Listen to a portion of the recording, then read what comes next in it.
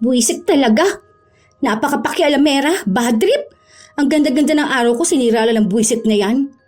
Lagi na lang gawain ng ibang taong nakikita. Akala ata porket hindi niya nakitang kumilos, napakatamad na. May iba-iba namang gawain ng bawat tao. Kapit-bahay lang naman. Daig pa yung biyanan ko kung manduhan ako sa gagawin ko. Hindi lang nga nakakatulong na merwisyo pa. Bakit ka nagdadabog dyan? Wala ka namang gamit dyan, di ba? Hindi rin ikaw ang naguhugas. Wala ka nang ginagawa sa bahay na to, nagdadabog ka pa? Ay, grabe naman yung ugali na yan.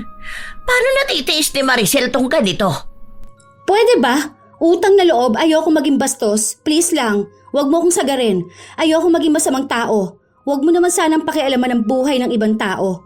Kung hindi ka naman apektado, wag mong punahin. Isa pa, ilugar mong sarili mo. Tandaan mo, kapitbahay ka lang. Kumare ka lang ni Mama Maricel. Hindi kita nanay, hindi kita lola. Hindi ka nila kaano-ano. Kapitbahay ka lang. May mga tao talagang hindi nabubuo ang kanilang araw kung wala silang napapansing mali sa ibang tao. Kailangan laging may opinyon at komento sa ginagawa nila. Ganon ang ugali ni Waning. Masyado siyang pakialamera lalo na sa buhay ng iba. Ito rin ang magiging dahilan para tamasahin niya ang parusa ng langit. Makakaya niya pa kayang harapin ito o sadyang kahit anong pagsisisi niya ay huli na ang lahat para sa pagbabago. Mars, may bago pala kayong kasama sa bahay? Madalas ko kasing napapansin itong mga nakaraang araw na may dalagang naglalagi dyan sa labasan nyo eh. Yung kasama ng isa mong anak? Girlfriend ng bunso ko. Bagong nobya ng anak mo?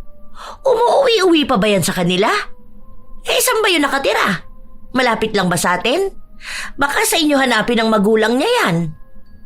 Hindi, dito na talaga siya titira sa amin. Nagkausap naman na kami ng magulang niya at pumayag na rin naman sila. Nag-iipon na rin naman sila para magpakasal pero uunahin lang talaga muna makagraduate ng college. Ay naku, Mars! Ano na lang ang sasabihin sa inyo ng asawa niyo kapag umuwi siya? Nangungonsinti kayo ng mali. Bakit kayo pumayag na dalhin yan dito ng anak mo? Buntis naman ba kaya ganyan?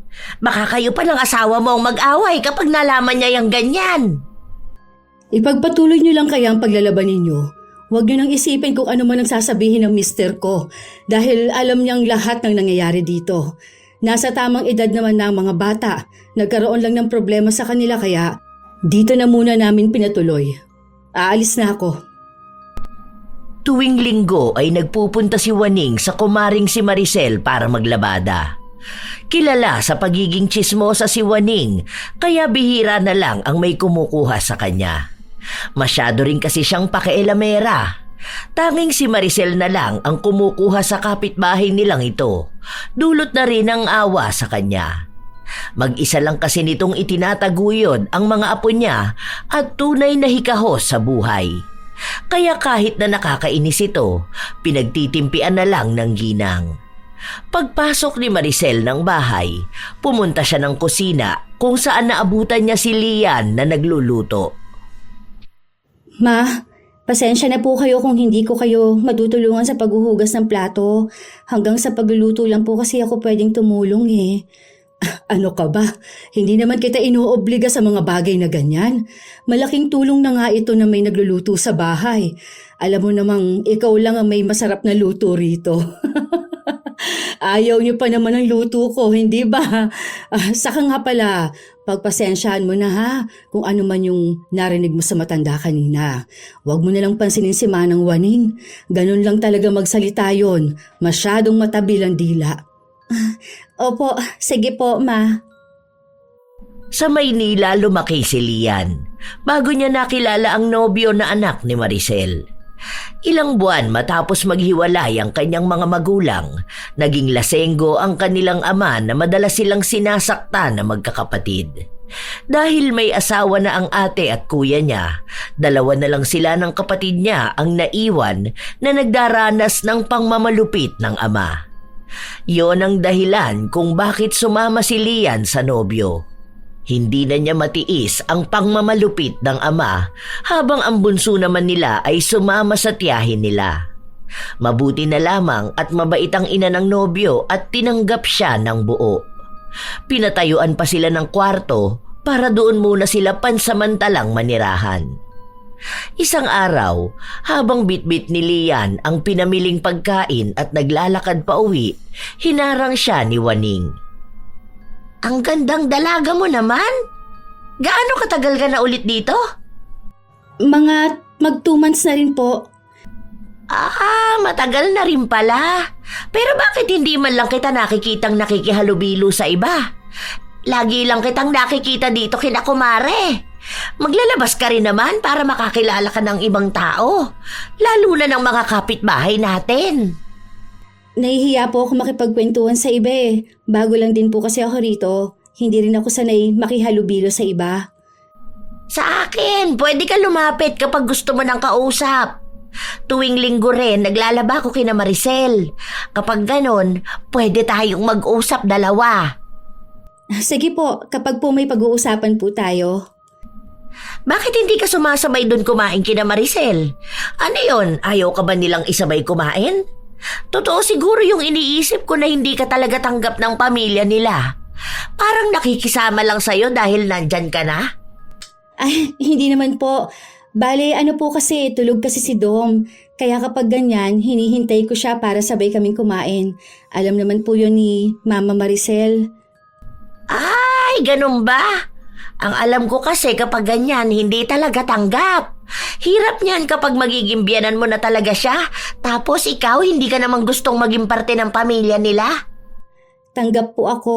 Hindi rin naman po dapat laging ipinapaalam sa iba kung ano pong nangyayari sa loob ng bahay. Kaya yung nakikita nyo at iniisip nyo, minsan po, hindi yun ang totoo. Sige po, aalis na po ako. Nagmamadaling umalis si Lian habang ang matanda ay nakamasid pa rin sa kanya na para bang gustong makipagkwentuhan pa ng mas matagal. Lumipas pa ang ilan pang mga araw, palagi lang nasa bahay si Lian. Madalas na nasa loob siya ng kwarto, lalo na kung wala namang ibang gagawin sa bahay at tapos na rin siyang tumulong sa paglilinis. Hindi rin kasi siya hinahayaan ni Maricel na siya lang ang laging kikilo sa bahay. Isang umaga, pumunta si Waning sa bahay ng kanyang kumare kung saan naabutan niya si Maricel na naghuhugas ng plato. Ang agang hugasin naman yan. Nasaan yung hilaw mong manugang? Bakit hindi siya ang paghugasin mo ng plato? Ano ba siya rito sa bahay niyo? Prinsesa? Kami naman ang kumain nito. Hindi naman siya. Isa pa, wala naman akong gagawin kaya akong gumawa. Ay, nasan ba yung manugang mong hilaw? Sakto naman na lumabas si Lian sa kwarto at nagtungo sa kusina. Oy, tamang-tama ang labas mo. Tulungan mo na ang biyanan mo maghugas ng plato. Kunin mo na tong ginagawa niya. Hindi na. Sige na, gawin mo na ang gagawin mo. Ang dali lang naman itong hugasan. Naku, Mars, masasana yan maging tamad kung lagi mong pababayaan na huwag kumilos. Dapat nagpapatulong ka rin paminsan-minsan para sa susunod, sila na ang gagawa dyan. Kung hindi lang ako maglalaba, tutulungan sana kita eh. Dapat naman kasing ang manugang mo na ang kumikilos sa ganyan. Noong kapanahunan ko, pinagsisilbihan ko pa yung magulang ng asawa ko lalo na nung nabubuhay pa sila. Tapos wala namang trabaho yung manugang mong hilaw. Walang perang pinapasok sa bahay nyo. Kaya dapat lang siyang makisama. Nakikitira lang din yan kung tutuusin. Mga anak nyo nga, nagtatrabaho na at nakakapagbigay ng pera sa inyo. Pagtulong lang sa gawaing bahay, ikaw pa rin ba ang sasalo? Ano na lang ba ang mayaambag niyan sa bahay nyo? Mariko, huwag mo namang pangunahan kung paano ko pinapatakbo ang pamilya namin. Kung anong meron sa loob ng bahay, sa amin na lang yon. Labas ka na doon. May kanya-kanya silang gawain at hindi na sila kailangang utusan pa. Alam ko, concern ka, pero ang gawain mo lang din dito sa bahay ay maglaba. Yun lang. Hindi ang turuan ako sa pagdedesisyon. Nagpatuloy si Maricel sa kanyang ginagawa. Patuloy din na nagsasalita si Waning pero hindi siya pinansin ng kumare. Kaya ang ginawa na lang niya ay kinuha ang mga labada. Ilang oras pa ang lumipas hanggang sa sumapit ang tanghali. Nasa kusina si Lian, nagluluto. Pumasok naman sa loob ang kanyang biyenan. Okay ka lang po ba, Ma? Naiinis lang ako. Ang ayoko sa lahat yung pinakikialaman ako sa gawain ko. Masyado na kasing pakialamerang matandang yun. Ang tagal na naming magkasama at yan lagi ang pinagtatalunan namin. Hindi siya marunong makiramdam. Sasabihin niya talaga kung ano yung gusto niyang sabihin, kahit na hindi naman dapat. Masyadong nangihimasok sa bagay na hindi naman kailangan ng pansin niya. Sarili niyang buhay hindi niya ayusin. Bakit hindi niyo po kasi palitan? Marami naman yatang ibang tao dyan na gustong mamasukan sa inyo, Ma. Isang beses lang naman po sa isang linggo. Tapos malaki rin naman ang sahod. Mahirap din kasing papalit-palit. Alam mo na, mahirap magtiwala sa iba. Mapagkakatiwalaan naman yan. Pero yung ugali niya kasi, porket mas matanda siya, parang mas alam na niyang lahat. Madali lang po siyang palitan kung tutuusin. Nasanay lang po talaga kayo sa kanya. Oo, ganun na nga. Kaso nababastosan na ako sa kanya ngayon. Gutom lang din po siguro yan, Ma. Teka po, tapos na rin naman po ako magluto. Gisingin ko na lang din po si Dom para makakain na po tayo. Sandali lang po. Paglabas ni Lian para puntahan ng nobyo, nadaan siya kung saan nagpapahinga sandali si Waning. Tinawag siya nito na mukhang may nakakainis na namang sasabihin. Buti naman lumabas ka na ng kwarto. Tumulong ka naman dun sa biyenan mo. Tumutulong naman po ako. Kaya lang, hindi niyo naman po pwedeng ipagawa sa akin lahat. Kayo po, parang hindi pa kayo nakakalahati sa nilalabahan niyo Baka mamaya abutin na naman kayo ng gabi. Marami na naman kasing pinamiling damit si Selena, kaya heto, marami na naman ang nilalaban ko. Ang dami-dami na nga niyang damit Sige pa rin sa gastos ng pera. Wala naman ako magagawa dahil hindi rin pinagsasabihan ni Maricel ang anak niya. Hinahayaan niya lang din naman na maging maluho. Marunong ka na bang magluto? Magaling ako magluto. Baka gusto mong turuan kita. Para naman may maiambag kang gawain dyan sa inyo. Marunong na po ako. Hindi na po kailangan. Baka naman nahihiya ka lang Marami akong alam na lutuin. Kasi alam ko sa mga ganyang edad sa'yo, mga kulang yan sa karanasan. Lalo na sa henerasyon ngayon. Paano ka nalang tatagalan ng nobyo mo kung hindi ka masarap magluto? Baka maghanap pa yan sa ibang babae. Hindi naman po siya ganun. Saka nung wala pa ako dito, hindi na siya naghanap ng iba. Ngayon pa kayang andito ako? Ay kaya nga sinasabihan kita. Hanggat maaga matuto ka na dapat. Kaysa gumaya ka sa iba dyan. Alam mo bang yang si Maricel? Hindi marunong magluto. Halos pagtawanan pa nga siya ng mga matatanda dito dahil laging umaasa sa mister kahit dati pa.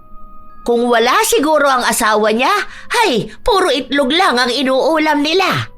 Mabuti na lang at nakahanap siya ng magaling magluto. Kaya nga ngayong umalis na yung asawa niya, wala nang nagluluto para sa kanila. Dati-rate kapag may okasyon, ang dalas nilang magpakain. Ngayon, wala na dahil walang marunong sa kanila. Napakaswerte niya lang sa asawa. Ginawa talaga siyang prinsesa. Walang alam na gawaing bahay. Mabuti na lang din umalis asawa niya para matuto man lang sa buhay. Kaso yung mga anak na babae, nagmana sa kanya. Tapos yung nag-iisang lalaki, nag-asawa agad. Hindi pa naman po kami mag-asawa. Hindi pa kayo mag-asawa sa lagay na yan nagsasama na kayo. Isa pa yan, nako. Dapat nagpakasal muna kayo.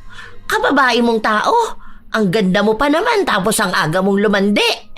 Ano na lang ang sasabihin ng ibang tao sa'yo? Hindi ka man lang nahihiya kapag may nagtatanong sa'yo, tapos sasabihin mo, may ka-live-in ka na. 20 years old na po ako. Kung tutuusin, nasa edad na rin po ako para mag-boyfriend. Wala naman pong masamang magkaroon ng boyfriend Siguro naman po, may boyfriend na rin ang iba sa mga apo ninyo.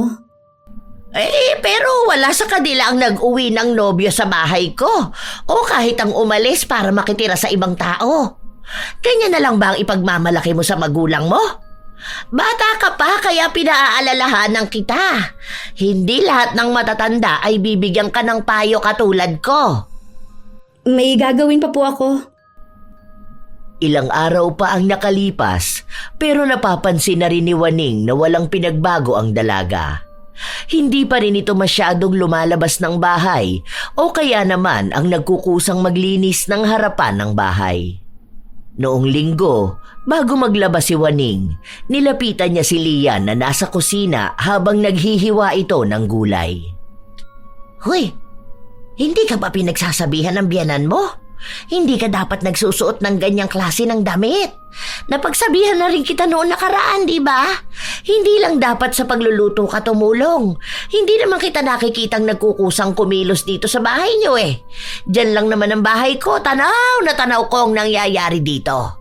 Kung sana nakikita kong nagkikilos ka, wala ka namang maririnig na kung ano-ano mula sa akin. Hindi pwede yung ganyang katamaran. Mabait lang talaga si Maricel kaya hindi ka pinagsasabihan. Ang tamad mo na nga kung makapagsuot ka pa, akala mo nagbebenta ka ng katawan. May mali po ba sa suot ko? Nakasando lang naman po ako, saka nasa loob lang naman po ako ng bahay. Abay, sa sobrang iksi niyang pambaba mo, para bang wala kang short. Kulang na lang panty na lang ang suotin mo. Ganyan ka ba talaga, ha? Sa bagay, nag-asawa ka nga pala ng maaga. Isa lang ang ibig sabihin nun. Nandito po kayo sa amin. Malamang po makikita niyo po talaga akong nakaganito. Ano po bang gusto ninyo? Nakapangmadre ako? Sa inis, tinigil na muna ni Lian ang kanyang ginagawa at nagpunta sa kwarto ng kapatid ng nobyo. Ayaw niyang lumabas dahil malamang ay pakikialaman na naman siya ng matanda. Isa yon sa dahilan kung bakit ayaw lumabas ni Lian. Nahuhusgahan na lang siya palagi, lalo na kapag nariyan si Waning.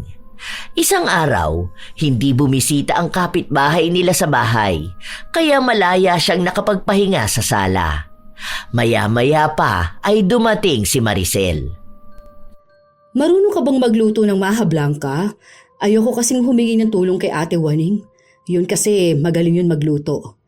Hindi ko pa po nasusubukan, Ma, pero mapag-aaralan ko naman. Meron naman po niyan sa YouTube. Basuyo nga ako, nak, para mabili ko na bukas sa mga kailangan. Kaso Ma, baka hindi ko po pala yun magawa. Sasamahan ko po si Dom bukas, magpapacheck up po. Hindi ko po alam kung anong oras na kami makakauwi nun. Ay, ganun ba? Wala palang choice kundi humingi ng tulong kay Ate Waning. Sige, makikisuyo na lang ako sa kanya. Kailangan kasi ng ate mo. Birthday nga raw ng boss niya. Kinabukasan, maagang nagpunta si Maricel kina Waning para sa pinapasuyo niya. Pagdating sa ganong mga bagay, mabait naman si Waning. Maaasahan din siya sa kahit na sinong kapitbahay nila. Sadyang may kakaiba lang sa ugali niya na kinaiinisan. Habang tumutulong na magluto ang matanda, napansin niya na naglalaro lang sa cellphone ang anak ni Maricel. Pansin ko na ganyan yung anak mo, no? Minsan dalawa sila nung manugang mong hilaw. Yan lang din naman ang kasiyahan ng dalawa. Ganyan din kinaaadikan ng mga anak ko at apo ko. Ang ingay-ingay pa naman nila kapag naglalaro ng ganyan. Tapos hindi mo rin mapakiusapan na wag maingay para naman makatulog ang mga tao. Dito naman sa bahay, may oras kung hanggang kailan lang sila pwede maglaro. Alam mo ba na pinagsabihan ko yung manugang mong hilaw? Ang sabi ko nga tuturuan ko siya magluto para naman may maitulong sa inyo. Kaso mukhang ayaw naman niya. Sa susunod na lang siguro, may ginagawa rin yun eh. Nag-aaral din siya, di ba? Hayaan mo, mamaya yung pinagamitan natin, si Sarah rin naman ang maglilinis niyan. Swerte talaga ng manugang mo, lalo na rin ang mga anak mo. Ako rin naman ang swerte sa kanila. Oo nga pala, may sobra pa naman dito sa niluto ko. Mag-uwi ka na lang din para sa mga bata. Sobra na sigurong pang 50 katao na yung natapos kong gawin kanina. Hindi pa kasama ito ngayon. 40 lang sila sa trabaho. Siguro yung naunang batch na lang ipadadala ko sa kanya. Itong iba, itabi na lang muna. Ito namang niluluto natin pwede mong iuwi. Sandali lang sa bayad ha. Abot ko na lang mamaya. Nang matapos sila, umalis na rin naman ang matanda. Kasabay noon ay nagsiuwian na rin si Lian, kasabay na ang panganay na anak ni Maricel. Nakabalot na rin naman ang dadalhin niya kaya wala na siyang poproblemahin. Tikman mo to. Ano sa tingin mo? Masarap naman ang pagkakagawa, ma. Basta wag lang talagang iisipin kung sino ang nagluto. Magaling naman siya.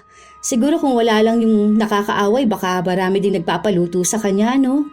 Diba? Magaling kasi talaga yun si Ate Waning at masipag din. Kaso sa sobrang sipag niya, ayun, pati buhay ng iba, gusto niyang ayusin. Sarado na lang kasi niya yung bibig niya, ma. Para naman walang maging issue sa kanya ang mga tao. Gawin niya lang kung anong trabaho niya. Ikaw talagang nagiging maldita ka na. Nahahawa ka na kay Sarah. Siya, mamaya na yan. Hindi pa tayo kumakain ng kanin. Ikaw, Sarah, maghugas ka na muna ng pinggan.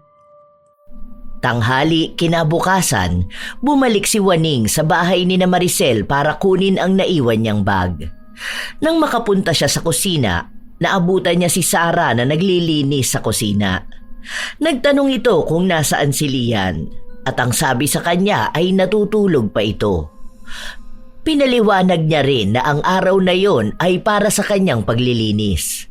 Kada araw kasi ay may nakatoka sa kanila kung sino ang maglilinis, pero mukhang hindi natuwa si Waning sa narinig niya. Hindi ka man lang tulungan ng hipag mong hilaw sa paghuhugas?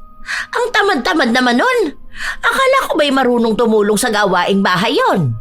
Ang hilig nyo kasing pagtakpan kaya nasasanay eh. Nagpamilya hindi marunong sa gawaing bahay. Ano? Lahat iaasa niya sa inyo?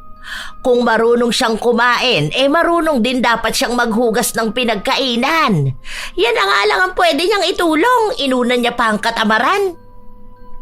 Pinaliwanag naman ni Sarah sa kanya na nagsusugat kasi ang kamay ni Lian kapag matagal nakababad sa tubig na may kahit na anong sabon. Kaya inuunawa nila na pagdating sa paghuhugas ng plato ay hindi siya gagawa. Mas lalo pang nilakasan ni Waning ang kanyang boses para sadyain na iparinig kay Lian. Habang ginagawa niya yon, saka naman dumating si Maricel at siya ang nakarinig ng lahat. Te, noong nakaraan pa kita napapansin, may nagawa ba si Lian para maging ganyan ka sa kanya? Sa pagkakaalam ko wala namang ipinakitang hindi maganda sa iyong bata. Hindi ka niya binastos o kung anuman. Bakit ba lagi mong pinag-iinitan? Hindi naman sa ganon. Napansin ko lang kasi na parang lahat ng gawaing bahay kayo ang gumagawa. Nakatira pa rin kasi sila sa inyo kaya naisip ko, hindi ba dapat silang tumulong? Lalo na siya na hindi nyo namang kapamilya. Ang dami ng hugasin nyo. Kayo lang ba ang kumain dyan? Hindi ba dapat matuto rin silang maghugas ng pinagkainan? Andyan ang mga anak ko. Sa dami namin sa loob nagtutulungan na kami. At hindi namin katulong yung bata para sa kanya iasang lahat ng gawaing bahay. Siya nga nagluluto sa amin pati ba naman paghuhugas ipaako ko pa. Gusto mo rin na siya ang maglinis dito, kulang na lang pati paglalabas sa kanya na lang ipagawa.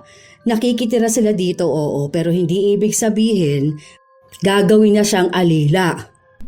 Abay, wala naman ako sinabi na gawing katulong.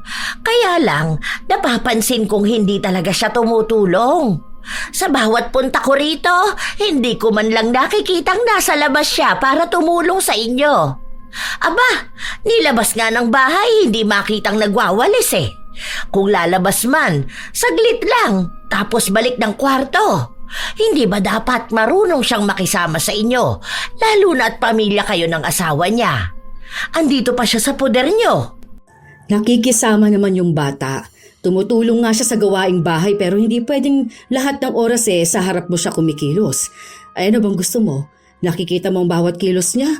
Hindi lang talaga siya makatulong sa paghuhugas ng plato. Mabilis kasing magsugat ang mga kamay ng bata kapag nakababad sa sabon. Alam ko yon at naiintindihan ko, kaya walang sapilitan doon. Katwirang tamad yan, Mare. Ngayon lang ako nakarinig ng nagsusugat ang kamay sa tagal ko nang naghuhugas at naglalaba. Malamang kinulang lang yan sa gawaing bahay, kaya ganyan. Hindi kasi kumikilos. Kapag nagkaroon ng asawa ang mga apo ko, hindi pwede sa akin ang ganyang matutulog lang. Kailangan niyang kumilos sa bahay. Hindi pwedeng hihila-hilata na lang siya. Kahit man lang ang magwalis, hindi niya magawa. Ano pang silbi niya kung ganun lang din?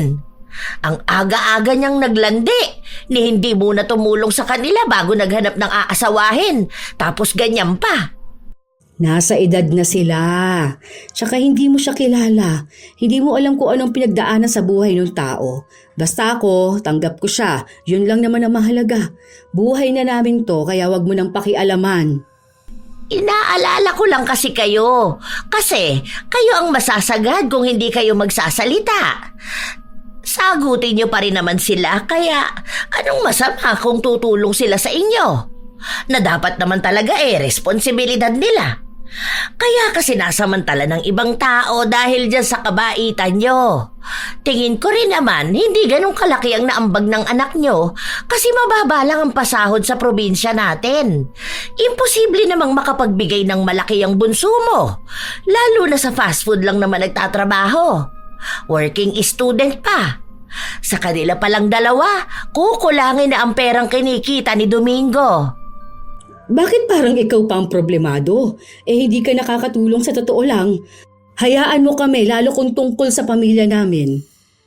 Matagal na tayong magkakilala. Matagal mo na akong labandera. Kahit paano, napalapit na ako sa inyo at hindi nyo maaalis sa akin ang pag-aalala. Ilang taon na tayong magkakilala kaya kahit paano, kilala na kita. Masyado ka kasing mabait para sa lahat ng tao na kahit kayong nahihirapan, pagtitiisan nyo na lang kaysa magsalita.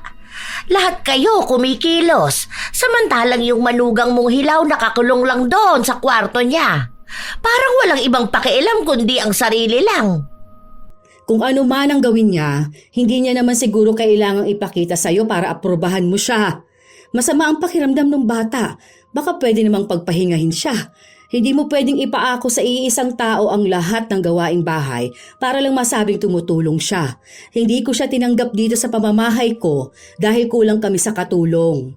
Tao ko siyang tinanggap dito, kaya huwag kang gumawa ng ikagugulo namin. Napapagod na akong umawat. Hindi ko rin naman gusto ng gulo, Mare. Gusto ko lang ipaintindi sa kanya na nakatira siya sa inyo. Kung sa ibang bahay lang yan, baka sa kanya na ipinagawa lahat. Kaso sa akin siya nakatira. Gusto ko na itong ganitong tahimik kami. Huwag mo nang pakialaman pa. Please lang, kung wala ka ng ibang sasabihin, umalis ka na. Nang kinagabihan, nagpunta si Maricel sa kusina para kumuha ng tubig. Naabutan niya si Lian na nagpapainit ng pagkain. Masakit ang tiyan nito. Bakit kasi hindi ka lumabas kanina? Ngayon sinusumpong ka na naman ng sakit ng tiyan. Sabi ko naman sa'yo, wag mo nang pansinin yung matanda na yun. Lahat dito pinakikialaman niya talaga. Sino ba naman po kasing hindi mahihiya, ma? Ang lakas din naman po ng boses niya. Rinig talaga ng mga kapitbahay ang mga sinabi niya naghahanap lang yun ng atensyon. Alam mo na, matanda na, pero napagsabihan ko naman na siya. Naiinis na nga ako sa kanya. Kaunti na lang po talaga papatulan ko na siya. Kaya nga sabi ko sa'yo, hanggat maaari, iwasan mo na lang. Pagpasensyahan na lang natin. Kailangan niya ng pagkakakitaan at kailangan din namin ng serbisyo niya. Hindi rin yun nananakit pero masakit lang talaga magsalita. Kaso po nakakapikon pa rin kahit na panay lang siya salita. Panay na lang akong nakikita niya. Ang dami naman sanang ibang kapitbahay dyan. Yun na nga. Kaaway na nga niyang lahat, di ba? Kasi nga pakialamera siya. Ay, ewan ko ba, basta kasi naaawa ako sa kanya. Kapag hindi natin binigyan ng trabaho, kawawa ang pamilya niya, magugutuman talaga. Hindi naman kaya ng konsensya ko kapag ganun. Kahit sabihin ng iba na ang tanga ko sa sobrang bait ko. Naging kumare niyo pa po. Hindi niyo na kailangan ng kaaway kung may ganun na kayong kakilala. Paano niyo po ba natatagalan yung ugali na ganun? Awa na lang din siguro, iha. Yun na lang talaga. Huwag kasi siya masyadong pakialamera. Tsaka papansin, magiging okay pa kami. Huwag niya akong pansinin, hindi ko rin siya papansinin. Mahaba lang din talaga ang pasensya ng mga tao rito sa bahay, kaya napagtiyagaan siya. Sige na, kumain ka na muna riyan ha. Babalik na rin ako sa ginagawa ko.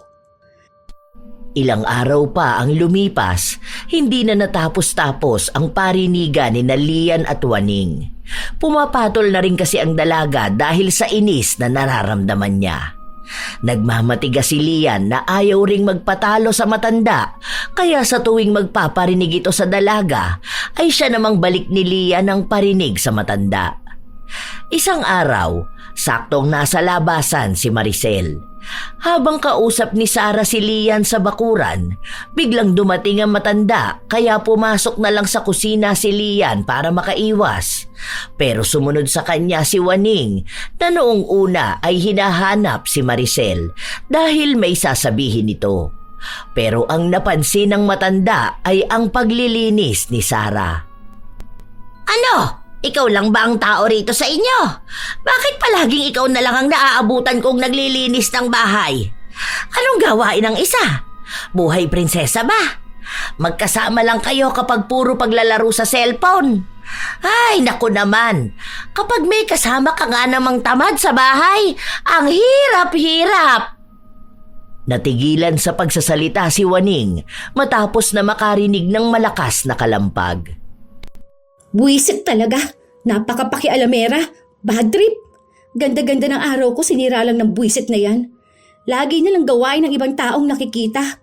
Akala ata porket hindi niya nakitang kumilos, napakatamad na. May iba-iba namang gawain ng bawat tao. Kapitbahay lang naman, daig pa yung biyanan ko kung maanduhan ako sa gagawin ko. Hindi na nga nakakatulong na merwisyo pa. Bakit ka nagdadabog dyan? Wala ka namang gamit dyan, di ba? Hindi rin ikaw ang naghuhugas. Wala ka nang ginagawa sa bahay na to, nagdadabog ka pa?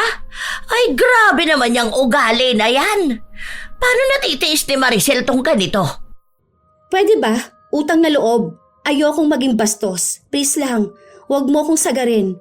Ayokong maging masamang tao. Huwag mo naman sanang pakialaman ang buhay ng ibang tao.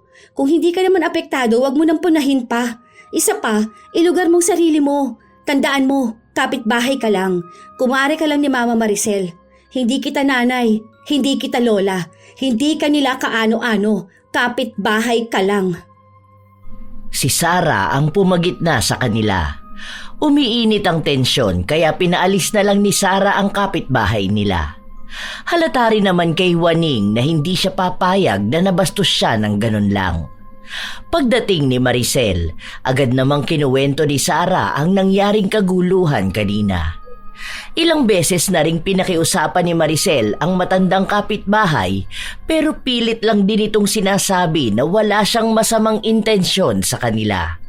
Gusto niya lang turuan si Lian na maging responsable sa bahay. Isang araw, dumating ang piyesta ng kanilang barangay. Ang bawat bahay ay nagbukas ng kanilang mga tahanan para sa mga dayo. Ilan doon, mga kakilala na rin naman nila. Marami din doon ang naging kaibigan ni Maricel. Oo, yung anak ni Maricel, yung bunso. Kilala mo yun, di ba? Ang bata pa noon pero nag-asawa na. Ayun, kasama nila dyan sa bahay tapos napakatamad. Kung alam nyo lang. Napakaswerte niya talaga na buti na lang na si Maricel ang biyenan niya. Daig pa aswang na ayaw makihalubilo sa ibang tao eh. Kahit na masama ang sinabi ni Waning, sumama pa rin naman siya sa loob ng bahay ng kumare para tumulong sa paghahanda. Tuwing may piyesta sa kanila, sa bahay talaga ni na Maricel ang may pinakamaraming bisita. Nagpupunta rin kasi ang mga kapwa guro niya. Habang tumutulong si Waning sa pagluluto, panay ang pagpaparinig niya kay Lian na dinadaan niya lang sa biro. Dahil doon, pumasok sa loob ng kwarto si Maricel. Inaya niyang lumabas si Lian para ipakilala sa iba. Oo nga pala, si Lian, yung kinakasama ng bunso ko. Graduating student na siya. Teacher din ang kinuha. Mabait ito at masarap din magluto. Hindi naman po ganun kagaling magluto. Sakto lang po. Siya yung kinukwento ko sa inyo. Kasundo niya rin yung mga kapatid ni Domingo. Ang ibang guro ay binibiro pa si Maricel na baka malapit na siyang maging lola. At ang swerte niya rin na maganda at mabait ang napili ng kanyang bunso. Naging magaan ang loob ng dalaga sa kanila, lalo na't wala siyang ibang nakitang panghuhusga. Lumipas ang mga oras na nakihalubilo siya sa ibang tao. Napansin ito ni Waning, kaya nung nakahanap ng pagkakataon ay lumapit ito sa kanya.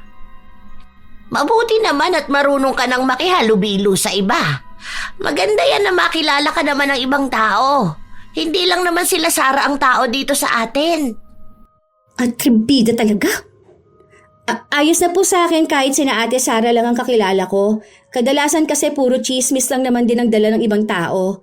Napakadaming peke pa naman dito. Sa harap mo mabait kapag nakatalikod ka na kung ano-ano na ang sinasabi. Hindi mo naman pwedeng taguan panghabang buhay ang mga ganong tao. Marami rin talaga akong kilalang ganon, lalo na dito sa atin. Buti na lang magaling din akong kumilatis ng tao. Okay, sabi mo eh. Sinabi ko na kasi sa iyong tuturuan kitang magluto. Hindi ka pa nagpaturo sa akin. E di sana kahit paano kaya mo nang tumulong kapag ganitong may okasyon. Hindi yung lalabas ka lang kapag natapos na lahat ng gawain. Marami namang ibang kabataan dyan ang pwede mong turuan kung gusto nila. Ayokong mag-aral ng ganyan eh. Marunong naman na ako. Natuto na ako magluto. Bata pa lang ako. Tinatamad ka na namang tumulong. Sinabi ko sa'yo, walang mapupuntahan niyang ginagawa mo. Ako na nga itong nagmamagandang loob at nagpipresenta. Para sa'yo rin naman to eh. Hindi na nga po kailangan. Marami pa akong ginagawa at tinatapos.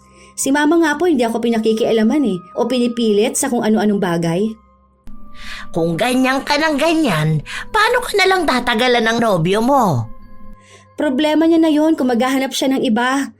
Pati ba naman ang pagiging kontento niya o hindi, poproblemahin ko pa? Pati ba naman yung relasyon namin, pakikialaman mo pa? Kapag iniwang ka ng nobyo mo, hindi na ako magtataka, lalo kung ganyan ka mag-isip. Bakit kayo ng asawa niyo? Asan ba siya? Buti natatagalan ka niya. Abay, ang swerte niya na nga sa akin.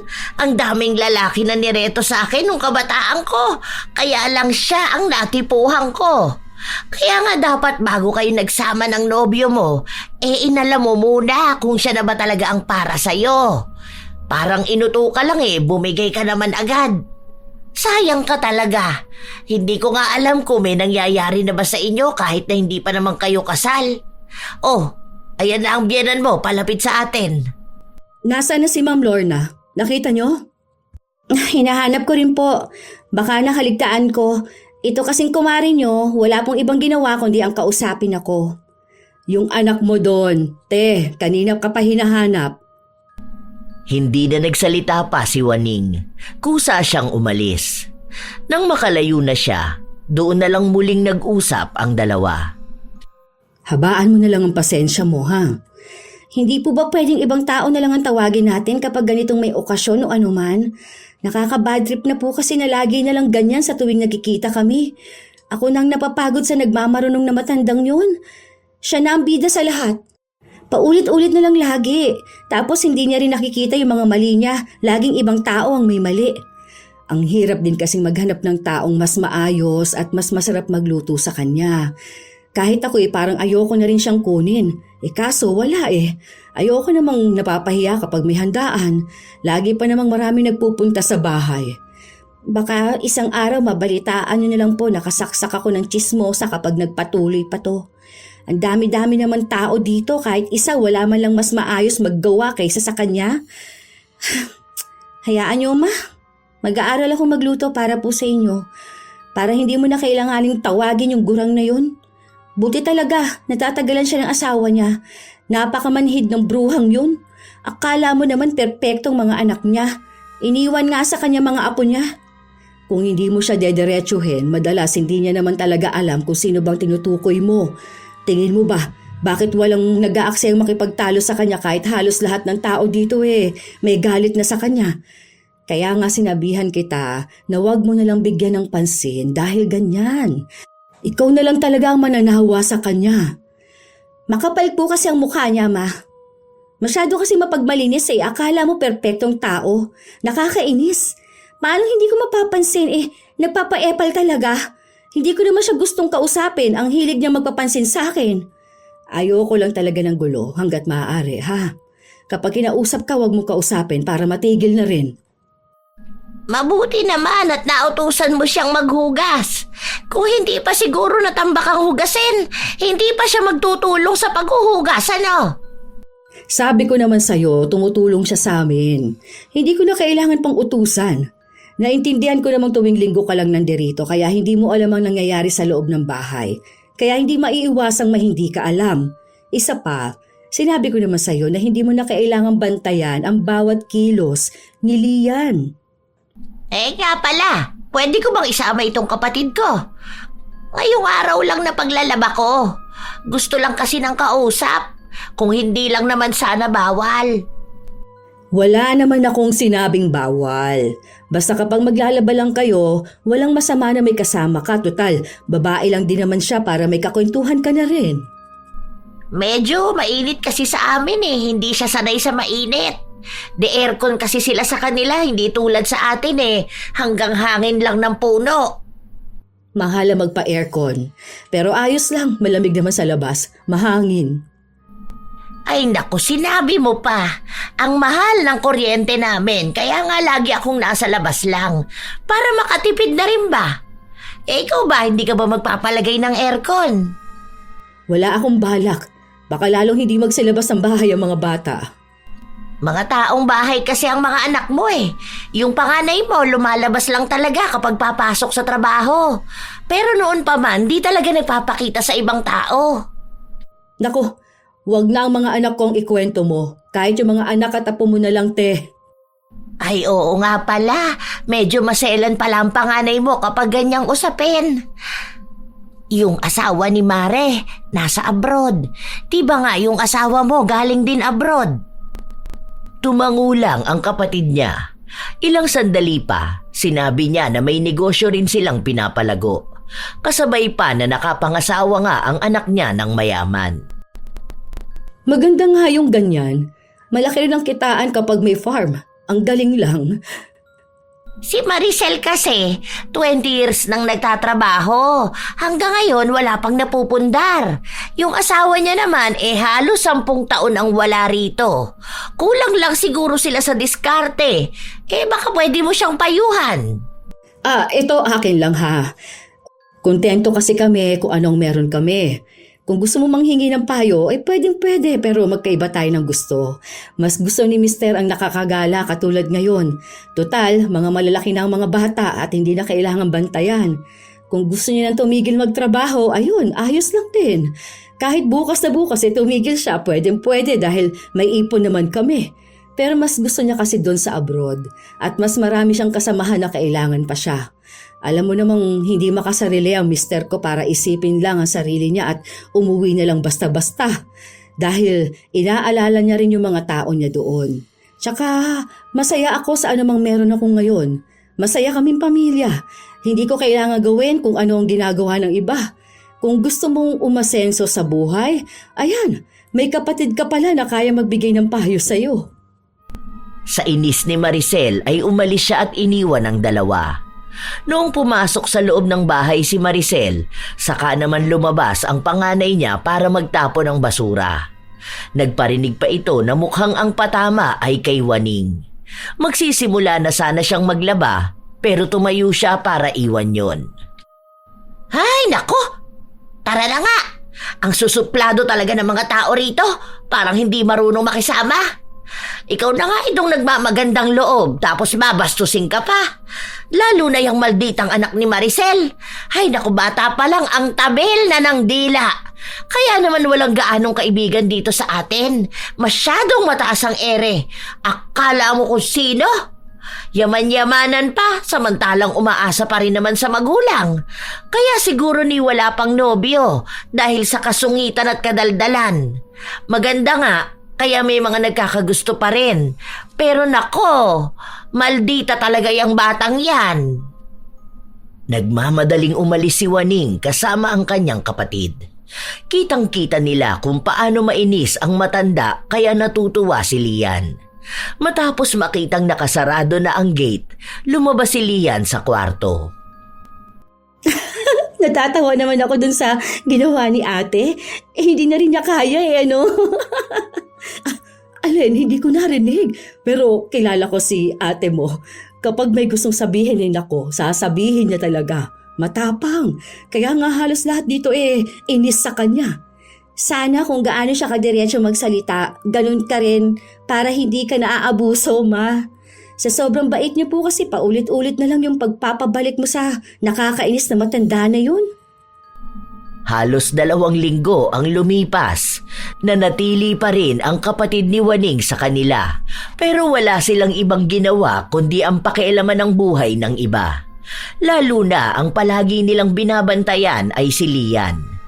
Naglalabas si Waning nung mga araw na yon kaya may bago na naman silang pinag-uusapan ng kanyang kapatid. Oh, di ba? Sabi ko na sa'yo wala talagang ginagawa yan sa bahay nila. Ngayon lang ako nakakita ng manugang na nakikitira, pero hindi man lang marunong tumulong sa gawaing bahay. Mahigit 1 taon na siyang nandito pero hindi mo masasabing nangangapa pa rin hanggang ngayon. Ewan ko, baka ganyan lang talaga ang kinalakihan niya. Tapos ayun, sinanay na lang din ni Maricel, hindi na niya maawat. Samantala, sina Lian at Sarah ay nasa kusina at abala sa paghahanda ng kanilang tanghalian. Malakas ang usapan kaya dinig nila yon. Nagdala pa talaga ng kakampi yung bruha. Sinasadya pa nila yan kapag wala si mama. Tapos kapag nagalit ka, babalik ta rin ka pa. Tipong ikaw ang masyadong sensitive. Nuknukan pa naman ng chismosa yung kasama niya. Nakakainis talaga sila. Nakikinig na lamang si Sarah habang napapakamot sa ulo. Inaya niya si Lian sumama sa kanya papunta sa kwarto pero ayaw ni Lian kaya nanatili lang ang dalaga sa kusina. Sa inis niya habang pinakikinggan ang usapan ng 2 labandera, nagparinig na lang din siya. Oy, mga chismosa dyan, ang gagaling lang mangialam at manita ng buhay ng ibang tao, pero sarili lang buhay, magulo rin naman. Hindi man lang kayang ayusin. Kasi sa halip na unahin nila ang mga problema nila, buhay ng ibang inuuna. Alam nilang hindi nila kayang ayusin ang sarili nila kaya inaatake nila ang mga taong mas maayos kaysa sa kanila. Akala yata nila giginhawa ang buhay nila kapag nangingialam sila. Ilang araw pa ang lumipas, nagpatuloy na lumalaban ng parinig si Lian. Hindi na siya nagpapatalo dahil gusto na talaga niyang patulan ng matanda. Isang araw, kinailangan ni Lian labhan ang mga gamit ng nobyo kaya inasikaso niya muna lahat ng yon. Hindi naman siya nagpapalaba kay Waning. Kaya kahit nahirap siya sa paglalaba, hinahayaan na lang niyang magsugat ang mga kamay niya. Naabutan pa nga siya ng matanda na nagsasampay. Alam mo namang araw ng laba ko ngayon, nakisabay ka pa. Paano na ako magsasampay niyan? Pwede bang maiusog mo ang iba dyan mamaya? Hindi kumibo si Lian. Dire-diretso lang siyang pumasok sa bahay.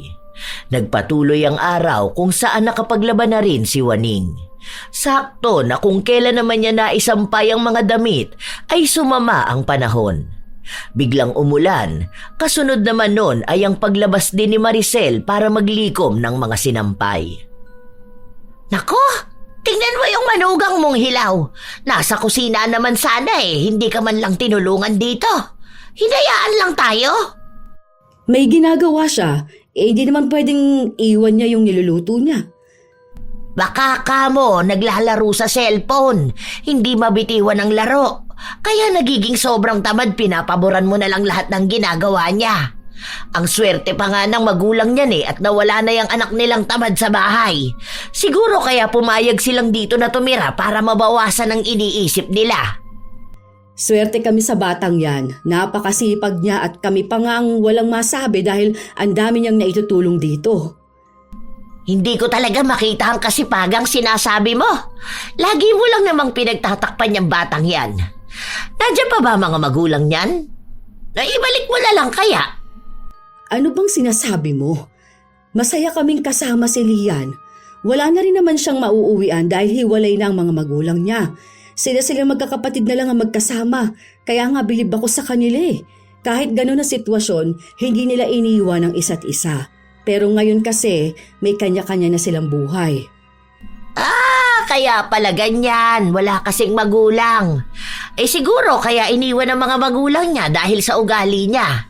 Lagi kasing nakakulong sa kwarto. Hindi lumalabas. Hindi mautusan. Napagod na sigurong pagsilbihan yung mga tamad nilang anak. Sa bagay, anong klaseng mga anak ba meron sila? Nakakasawa. Mabuti na lang at tama ang desisyon nilang maghiwalay. Galit na si Lian nung mga sandali na yon. Paglabas niya ng kusina, naabutan niya si Waning na nagpupunas ng katawan. Gusto niyang pigilan ang sarili pero hindi niya talaga kaya. Ano ba talaga ang problema mo sa akin ha? Sobra kang pakialamere eh. Akala mo alam mong lahat? Wala ka bang ibang magawa? Lagi ka na lang dito para manira at manggulo ng araw ng ibang tao. Masaya ka ba na nakakapag-init ka ng ulo? Nakakainis ka eh. Sa halip na manahimik ka dyan at maglaba, puro ka kuda. Hindi ka binabayaran dito para makipagchismisan. Para kang walang pinagkatandaan. Nakakairita ang mukha mo at dito mo pa talaga inilalantad ang sakit mo sa mata. Aba, nakita mo yan, Mare? Ay parang hindi naturuan ng tamang asal. Ganyan ba ang hinahanap niyong manugang? Naku, pagdating ng panahon, baka mura-murahin ka rin yan. Bastos sa nakatatanda. Alam ko yung ganyang ugali. Iisa lang din ang magiging ugali niyan kapag nagtagal. Halatang sutil na bata. Oh, tama na to. Huwag na natin palakihin tong gulo na to ha. Wala lang naman yan.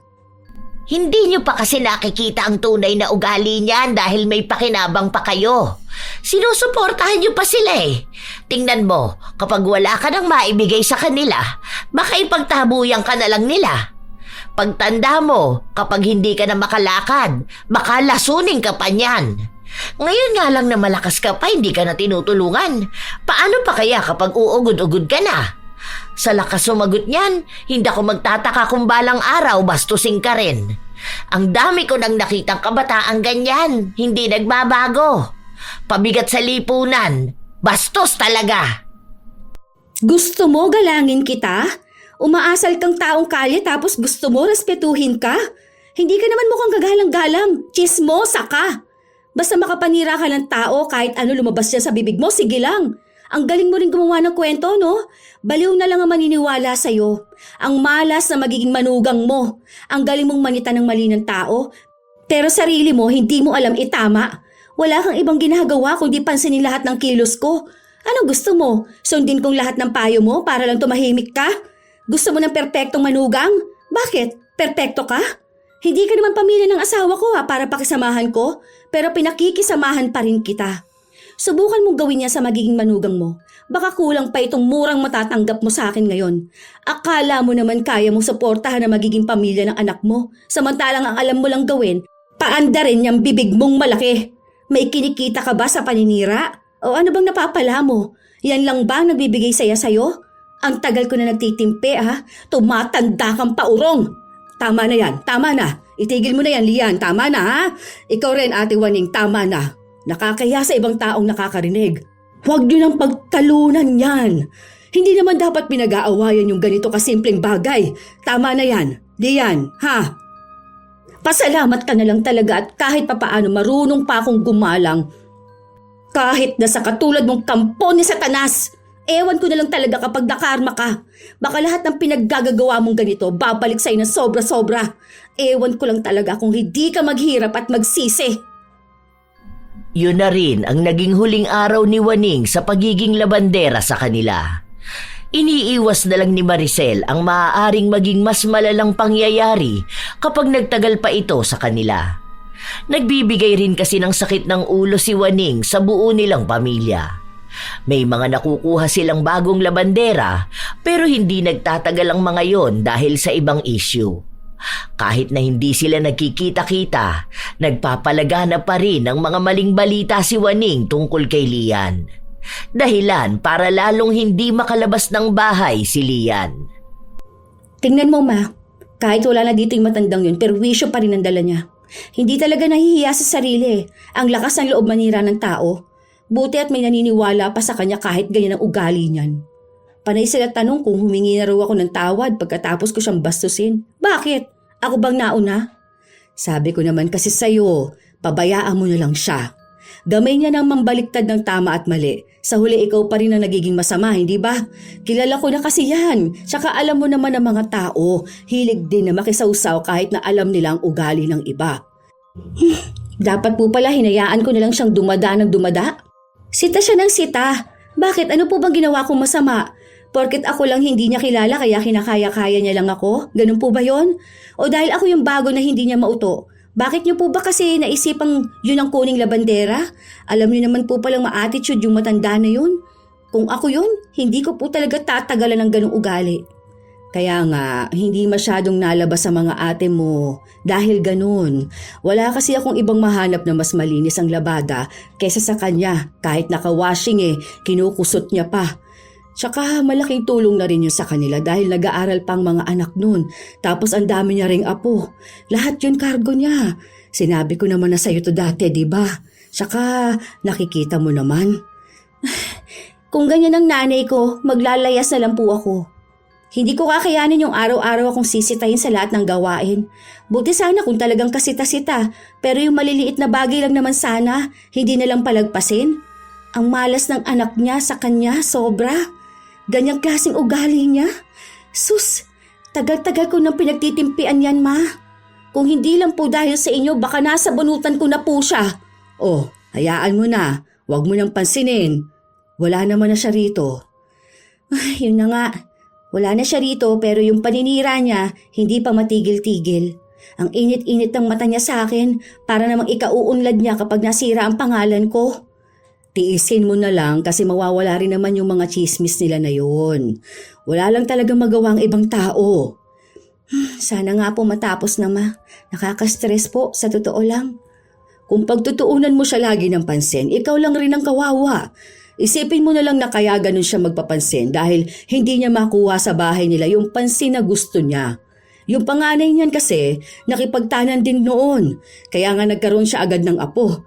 Tapos yung isa niya pang anak ganun din. Tapos ngayon wala na, hindi na umuuwi. Hindi niya alam kung nasaan na ba. Kaya siguro naiinis sa'yo. Siguro mga 1 taon na rin hindi nagpapakita yung panganay niya. Lalaki naman yon pero parang ang daming panganay. Kung ako naman ang nasa sitwasyon niya, Ma, mas lalo akong hindi lalabas ng kwarto. Mahihiya pa nga. Pero kahit anong sabihin mo, Ma, walang dahilan para manira siya ng ibang tao. Napakamalas ko rin kung siya magiging nanay ko. Mas kontento na ako sa mga magulang ko. Kahit na ganun ang buhay ko noon, mas maayos pa. Kesa naman na makisama sa ganung ugali ng tao. Kumare mo kasi siya, May. Tapos maawain ka. Kaya iniintindi mo talaga siya. Wala rin siyang masabi patungkol sa'yo dahil may naitutulong ka sa kanya. Pero po ako, ganun, Ma. Hindi ko po kaya yung tatag ninyo at pag-unawa ninyo sa ibang tao. Pasensya na po kayo, ha? Hindi ko kasi talaga kaya yung ako lang lagi ang sinisisi kahit hindi naman niya ako kilala. Buti sana kung naging masama ako sa kanya noon Ipapabarangay ko na lang siya kapag hindi pa siya tumahimik talaga. Baka nga kaya iniwan siya ng anak niya dahil ganyan siya. Hindi na siya mahiya kahit para sa mga anak at apo na lang sana niya. Isipin niya rin naman po mga tao sa paligid niya. Hindi po yung nagiging makasarili siyang masyado. Oo na, sige na, hayaan mo na. Mag-aral ka na lang muna dyan. Ako na lang rin ang kakausap sa kanya kung sakali man.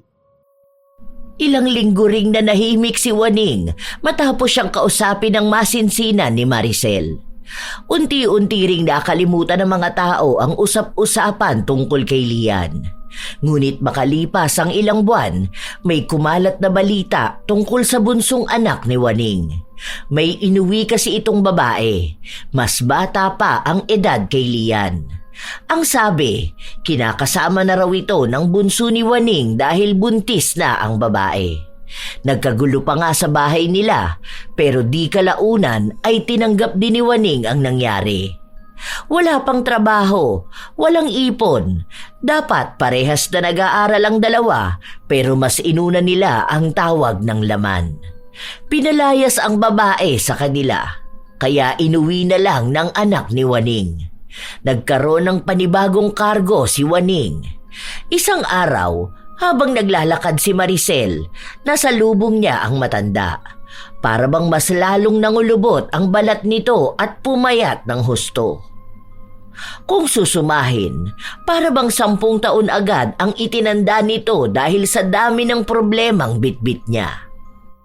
Alam ko kung bakit pinaalis niyo ako bilang labandera. Pero sana naman matulungan mo ko, Mare. Hirap na ako ngayon Kasi hindi ko alam paano ko nabubuhayin ang pamilya namin. Yung mga apo ko, sagot ko na. Tapos madadagdagan pa nga. Si Mister, alam mo naman na yung sahod niya sapat lang sa mga bata. Pangkain lang yun. Paano pa yung mga nag-aaral, di ba?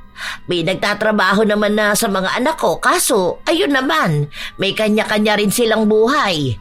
Hindi ako makahanap ng trabaho, kaya sa'yo ako lalapit. Sige, titignan ko. Pag-uusapan muna namin ito. Bakit naman kasi ganun ang ginawa ng bunso mo? Akala ko ba'y maayos yung nag-aaral? Nakadorm pa nga yun, di ba?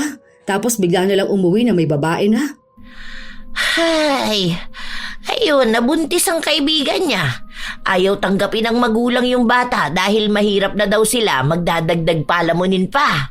Ngayon, nasa amin sila, kaya lang, kailangan namin ng pera para sa panganganak ng babae. Wala namang kaming ipon. Nagbahay-bahay na rin ako kung sakali na may gusto ng labandera. Kaso ayun nga, yung iba ayaw na. Ikaw na lang din yung kilala ko. 18 naman na ang bunso mo, hindi ba?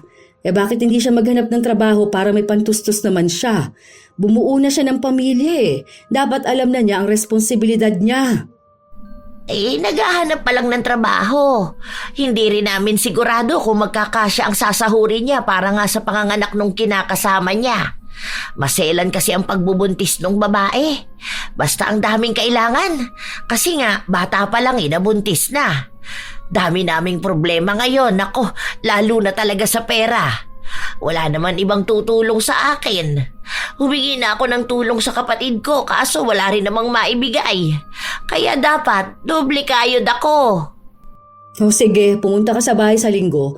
Ako na lang munang kakausap sa mga bata tungkol dito. Pasabi na rin kay Lian na pagpasensyahan niya ako ha. Masyado ako naging pakialamera kaya nagalit siya ng sobra sa akin. Kasalanan ko rin naman talaga yun. Hindi lang naman dahil doon kaya siya nagalit. Marami talaga kayong nagawa. Pero sana kung babalik ulit kayo sa amin, huwag na lang sana maulit yung awayan ha. Kung hindi rin naman hihingi ng opinyon ninyo, huwag na kayong magsasalita. Yun din sana yung klase ng ugali na baguhin ninyo. Kasi sa totoo lang ha, mahirap talaga kapag ang dami mong nakakaaway dahil sa pagiging pakialamera mo. Umuwi na si Maricel kung saan kinausap niya ang mga anak niya patungkol sa pagtulong nila kay Waning. Hindi sila kumbinsido sa desisyon ni Maricel pero mukhang wala rin naman silang magagawa sa kabutihan ng ginang. Sa paglipas ng mga linggo, may bago na namang balita na kumalat sa kanilang lugar. Na ang babae pala na inuwi ng anak ni Waning ay may asawa. May dati itong kinakasama na iniwan niya para lang sa anak ng matanda. Minsan pa ngang umuwi ang bunso ni Waning na puno ng pasa at sugat sa katawan dahil binugbog ito ng dating asawa ng babae. Madalas din nilang naririnig na pinagmumumura at sinasagot ng babae si Waning. May pagkakataon pa nga na sinasaktan ng matanda pero wala siyang magawa dahil kung hindi niya pakikisamahan ng manugang, lalayasan siya ng anak at tinatakot siyang hindi na to magpapakita sa kanya kahit na kailan. Naging magulo na ang buhay nila sa pagdating ng babae. May mga tao ngang nagsasabi na karma na ang nangyari sa kanya. dahil madalas siyang nakikialam sa desisyon ng ibang tao, samantala ngayon ay hindi na niya mapakialaman ang desisyon ng anak. Habang naglalabas siya sa bahay ni na Maricel, lumapit si Lian sa biyenan. Hanggang kailan po siya rito sa atin, Ma? Ewan ko. Pero sabi niya hanggang sa mga nakamanugang niya. Ewan ko rin eh. Awang-awa na ako sa kanya. Ang tanda na kaya niya tapos madalas nang manakit ang balakang niya. Tapos malalaman ko minamaltrato pa siya ng babae ng anak niya. Kawawa nga talaga siya. Ang sabi niya sa akin ayaw niya ng manugang na gaya ko. Tapos ngayon nuknukan ng tamad yung napunta sa kanya. Pero hindi niya naman masita. Dapat kung paano niya ako pakialaman noon, ganun din niya pakialaman yung manugang niya. Kasama niya sa iisang bahay, siya lang rin ang bumubuhay. Yan ang mahirap kapag pinapangunahan ng salita. Mali nga yun. Tsaka ngayon, nakikita kong alam na niya kung ano yung mali na nagawa niya. Alam ko rin na kahit sa akin, may nasasabi siya. Pero konsensya niya na yun. Bahala ng karma sa ginagawa niya. Alam mo, nakikita ko na takot na siya kahit sa ibang tao. Dahil alam niya kung ano yung mga maling ginawa niya. Nakiusap siya sa akin na kung pwede siyang bumalik. Ako naman na awang-awa sa kanya. Ayun, kinuha ko ulit. Kita naman sa kanya eh. Ang laki ng ibinagsak ng katawan niya. Isinantabi na lang din ni Lian ang sama ng loob sa matanda dahil tunay naman na nakikita niyang nakakaawa ito. Maging siya kasi, naririnig niya kung paano murahin ng babae si Waning. Tapos wala pa itong ibang magawa. Hindi maipagtanggol ang sarili. Nakita rin naman nila na hindi na pala salita si Waning. Kahit na may nakikita siya na dating sinisita niya, ngayon naman ay hindi na niya pinapansin. Mukhang ang inaalala na lang ng utak niya ay ang sarili niyang problema at hindi ang sa iba. Isang beses pa, naabutan ni Waning si Maricel na nagpapahangin sa labas. Narinig ko na parang nagtalo kayo ng dalaga mo. Oo, ganun lang naman yun. Pero okay naman na kami. Napagalitan ko kasi. Pero tinanggap naman niya yung mali niya. Pero alam mo, swerte ka nga dyan sa dalaga mo. Swerte ka sa mga anak mo kasi minsan kahit na nagkakatampuhan kayo, hindi naman tumatagal. Nagkakabati rin kayo. Samantalang mga anak ko, sinisigawan ako. Ngayon nga, pati manugang ko napakagaling sumagot sa akin. Hindi na nga rin siya tumutulong sa gawaing bahay dahil daw hindi niya kaya kasi nga, buntis. Prinsesa nga sa bahay, grabe. Ako na ang kumikilos talaga sa lahat. Tapos madalas na ako pa ang masama. Hindi ko talaga mapalayas. Parang kinain mo yung sinabi mo noon kay Lian ha. Tanda ko pa, ang sabi mo kapag ganyan na manugang mo sa kanya, nasaktan mo na at talagang wala na sa poder mo. Oy kaso eto, sinubok ka nga ng mas malala pa. Oy kaso, iba naman yung ginawa mo. Yun na nga eh. Karma na lang talaga. Napakalala nung ibinigay na manugang sa akin. Hindi talaga maisip kung gaano kasama ang pag-uugali. Totoo pala talaga na mahirap makahanap ng matinong manugang. Yung sa nanay kasi ng mga apo ko, hindi ko naman nakasama. Pinag-iiwan ba naman ng mga anak ko eh? Sadyang minalas ka lang sa manugang. Parang pinaranas yung bagay na ayaw mo. Karma na nga talaga to. Tanggap ko na. Wala naman na akong magagawa. Sa sobrang selan at kapipili ko ng manugang, napunta sa akin yung may pangit na ugali. Baka nag-reflect din yun sa ugali na meron ako. Sa totoo lang, sising-sisi talaga ako sa nangyari sa akin. Kung naging mabuti lang siguro ko, yung inayos ko talaga yung pagpapalaki sa mga anak ko at nag-focus ako sa pag-ayos ng pamilya namin, baka hindi ganito. Kaso, ang haba ng panahon na buhay ng ibang tao ang inatupag ko. Kaya yan, binalikan ba naman ang karma? Kausapin mo na lang kaya ng maigi ang manugang mo. Total bahay niyo naman ang tinitirhan nila. Naku, Mare. Sana nga kasing bait yun ni Lian na nakikinig. Kaso hindi. Halos 1 linggo ang lumipas, hindi nagpapakita si Waning. Hindi rin siya nakapaglaba kaya sinadya na lang ni Maricel na puntahan ito sa kanilang bahay. Nagulat pa siya nung makitang nakaupo lang ang matanda habang may benda sa paa. Oh, Ano nangyari sa'yo? Ayos ka lang ba? Kaya pala hindi ka nakapaglabas sa bahay, may nangyari pala sa'yo. Pasensya ka na, Mare. Mukhang hindi yata ako makakapaglabada sa inyo. Hindi ko alam kung kailan ulit eh. Kailangan kasing hintayin maghilom tong sugat ko. Baka ma-impeksyon pa. Ano ba kasi nangyari dyan? Napagsabihan ko yung manugang ko.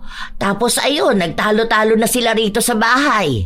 Habang nagtatalo sila, ayun, naitulak ako tapos tumama ako dyan. Yan o, sa nakausling kawayan. Natusok talaga tong binti ko. Dinala ko sa ospital. Muntikan pa nga ako mahimatay kasi ang daming dugo. Tinahipa ka mo ito. Oo, anong sabi ng anak mo? Imbis nga na humingi ng pasensya, ayun, sa akin pa isinisi ang lahat. Si Mister ang nagalit. Pinapabukod na nga yung dalawa. Gagawa na lang sila ng bahay dyan sa kabila. Pero syempre, sagot pa rin namin kasi wala naman silang pera eh. Ano ba naman yun? Ay, pero sige, magpagaling ka na lang. May trabaho ka pa rin namang babalikan. Sana maging maayos ka na. Maraming salamat sa tulong mo, ha? Ikaw lang talagang nakakaintindi sa akin. Sorry talaga. Pasensya na sa mga nagawa ko noon. Sa pagiging pakialamera ko. Dahil sa pangit kong ugali, kahit kamag-anak ko hindi na tumutulong sa akin. Pasensya ka na talaga. Sana pagpasensyahan din ako ni Lian. Hindi ako makahingi ng tawad sa kanya dahil umiiwas siya sa akin. At naiintindihan ko naman siya kung bakit niya yun ginagawa. Pero sana nga dumating ang araw na makita ng mga tao ang pagbabago ko. Ang hirap kasi ng ganito. Ang hirap pala talaga kapag karma na ang naningil. Parang lahat na lang ng mangyayari sa buhay mo, puro na lang kabayaran sa mali mong nagawa. Matapos ang araw na yon, lalo pang naging magulo ang buhay ni Waning. Nag-aaway sila ng anak niya. Minsan nagkakasakitan pa sila ng manugang niya. Siya na ang nagiging tampulan ng mali-maling balita. Siya na ang pinakikialaman ng manugang niya at wala na siyang iba pang magawa kundi ang umiyak. Mabuti na lang mabait si Maricel at ang pamilya nito kaya may nakukuhanan pa siya ng kabuhayan niya. Napatawad na rin naman siya ni Lian pero hindi na talaga sila nag-uusap pa. Hindi na rin niya pinakikialaman kung ano ang ginagawa nila o anuman ang desisyon na ginagawa niya. Mas pinagdarasal pa nga ni Waning na sana katulad na lang ni Lian ang naging manugang niya. Naghahangad kasi siya ng sobra. Hindi niya pansin na swerte na ang makakilala ng tulad ni Lian. Naging masama lang naman ito sa kanya dahil masama rin siya. Kahit na anong pagsisisi ni Waning, wala na rin namang taong naniniwala sa kanya. Kaya araw-araw niyang pinagdurusahan ang karma na kapalit ng lahat. May mga tao talaga na likas sa kanila ang pagiging pakialamera. Kahit na hindi naman nila problema, sila pa rin ang nag-iisip kung paano mareresolba ang sitwasyon ng iba. Para sa kanila, nakakatulong sila sa pamamagitan ng pagbibigay ng opinyon o mungkahi, ngunit madalas hindi nila napapansin na ang kanilang ginagawa ay nagdudulot ng kalituhan, sama ng loob at minsan ay paninira sa buhay ng iba. Ang pagiging pakialamera ay kadalasang nagmumula sa kagustuhang makontrol ang paligid o simpleng hindi matiis ang hindi pagkakasunod sa gusto nila. Nakakalimutan nila na ang bawat isa ay may kakayahan namang resolbahin ang sariling problema. Sa halip na makatulong, ang sobrang pakikialam ay nagiging pabigat sa mga taong pinagtutuunan nila ng pansin. Mahalaga ring maintindihan na hindi lahat ng opinyon natin ay kailangang iparating sa iba. Ang tamang pakikialam ay kapag hinihingi o kapag talagang makakatulong, hindi basta-basta. Mas mainam na ituon ang enerhiya sa sariling buhay, sa pagpapabuti ng sarili at sa pagiging positibong impluensya. Sa ganitong paraan, natututo tayong maging maunawain at respetuhin ang espasyo at desisyon ng iba. imbis na maging sanhi ng gulo o hindi pagkakaunawaan. Tandaan na lamang natin na ang tunay na pagtulong ay nagmumula sa tamang oras, tamang paraan at bukas na pangunawa. Hindi lang sa basta kagustuhan na basta lang makialam. Kayo ba mga apo, minsan na rin ba kayong nakakilala ng taong pakialamera? Yun bang tipo na katulad ni Juaning? Kung kayo ay may kwento at opinyon, maaari nyo yang ibahagi sa amin. Naway may aral na naihatid ang ating bagong kwento.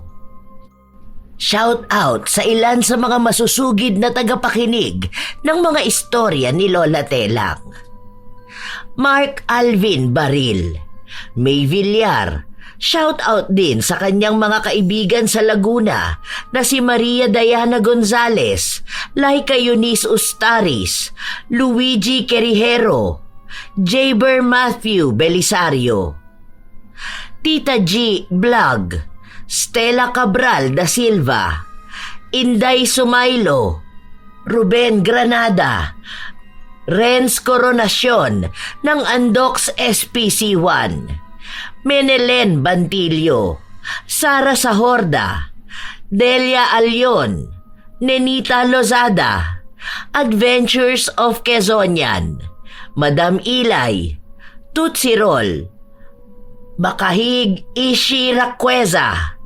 Shout out din sa inyo, Rovelin, Corazon Ingay, Benilda Minesterio, Rindel Donasco, Dandreb Kenneth de Guzman, Emily Ducusin, Sara Cañete, Maria Dolores Magallanes, Reginta Balina, Joan Sumampong, LJ, Ann at Flory Jade ng Memory Avenue, Ate Erms, sa Team High Speed na sina Boss Jethro, Richard at Mario ng General Santos City, Ani de Guzman, Maria Luisa Chavaria, Angelica Umadto, Josephine de la Torre.